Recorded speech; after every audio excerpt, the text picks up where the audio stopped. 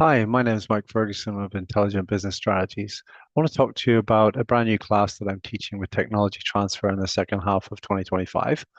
That class is on AI-driven active data and AI governance. So what does that mean? Well, let's look at what's going on in most organizations today.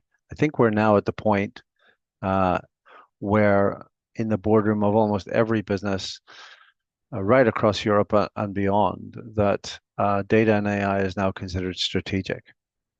It's so important that it's got very, very high priority in order to be able to drive new business value.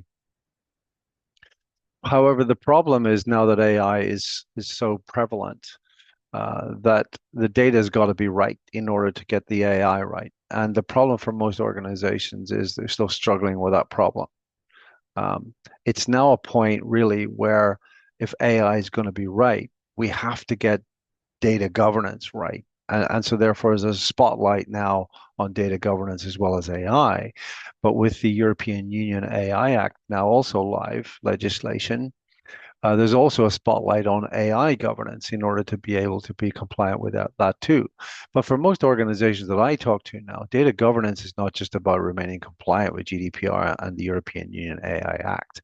Absolutely not. What it's actually about is creating a commercial strength in order to be able to be confident to use AI and be confident in the results that you're getting from it and the insights that you're getting from it.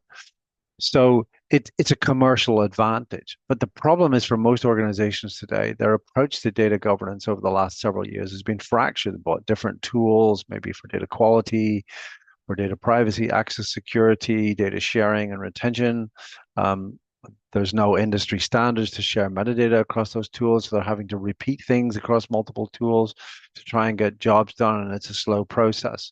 May even have multiple data catalogs out there, and so their understanding of a data estate is somewhat splintered and fractured as well. And also the complexity of most organizations' data estate is now so significant, so big, such a big problem that it's almost impossible for humans to know about everything, all data relationships, all data governance related anomalies and issues that they have to solve. Because we now have data on premises in multiple types of data stores. We've got data in multiple clouds in multiple types of data stores like relational databases or NoSQL databases or data lakes and lakehouses. We've got data in software as a service applications like Oracle Fusion, like SAP, um, like Salesforce and Workday, and Microsoft Dynamics and ServiceNow, all got enterprise data in them. And we've got data streaming in from the edge, whether it's industrial devices, consumer devices from an IoT perspective. It could be financial markets. It could be telephone networks coming off of masts and whatnot in telcos. With so much data around it, it's virtually impossible for humans to govern all of this data and know about everything on their own. So we need a total rethink in data governance, and we need to be able to automate it. We need to be far more productive. It needs to be far easier to do, and really have powerful capabilities to quickly make changes to policies and rules so that those are implemented immediately right across a distributed data estate. So that's what this course is about. And it opens up why AI has also become really important to data governance itself with the emergence of data governance AI agents and an agentic data governance approach. And we're going to look at that. We're going to look at an active AI-driven data governance framework, a data governance action framework where we can automatically detect things, automatically um, understand the issues and take automatic actions either through recommending for people to then approve those actions or to just do it. Um, and so we're going to look at, what is active data governance and why do we need it? We're going to look at what are the requirements to make that possible in terms of being able to govern both structured, semi-structured, and unstructured data right across the enterprise.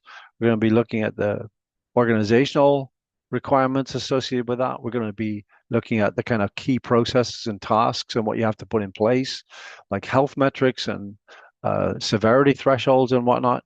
We're going to be looking at the technology requirements and all the brand new technologies that have emerged out of this to get unified data governance platforms in place. We're going to be looking at the data catalog marketplace. We're going to be looking at what I would call foundational AI assisted active data governance services, things like business glossaries and automatic data discovery and automatic data mapping and automatic data classification. We're going to be looking at active policies and how we can quickly make changes to policies and apply that to huge amounts of data immediately across a distributed data estate. We're going to be looking at the importance of a glossary. We're going to be looking at how AI can help generate that now rather than you having to manually build it all yourself. We're going to be looking at how you can automatically discover and map your physical data assets to your business glossary. We're going to be looking at data and content classification to label data so that you know how to govern it and what policies that can then be created. We're going to be looking at the creation of policies and using AI to help with that, or even to recommend those policies and rules. And implementing those policies to be able to govern multiple different data governance disciplines off of a common platform. Things like data access security and using AI to help govern and police that. We're going to be looking at data privacy and governance of that across a distributed data estate to make sure that we protect all sensitive data in line with legal obligations. We're going to be looking at implementing of data retention across a distributed data estate. How do you implement AI-assisted governance of data sharing across a distributed data? And of course, we need to look at also how do we use AI to implement governance of data quality across all of those different data stores around the enterprise, whether it's structured data, semi-structured, or unstructured. And last but not least, we're going to be looking at AI governance because that's a legal requirement now for most businesses. What do you need to think about there? What are the tools out there to help you do this? What kind of guardrails do you need to put in place?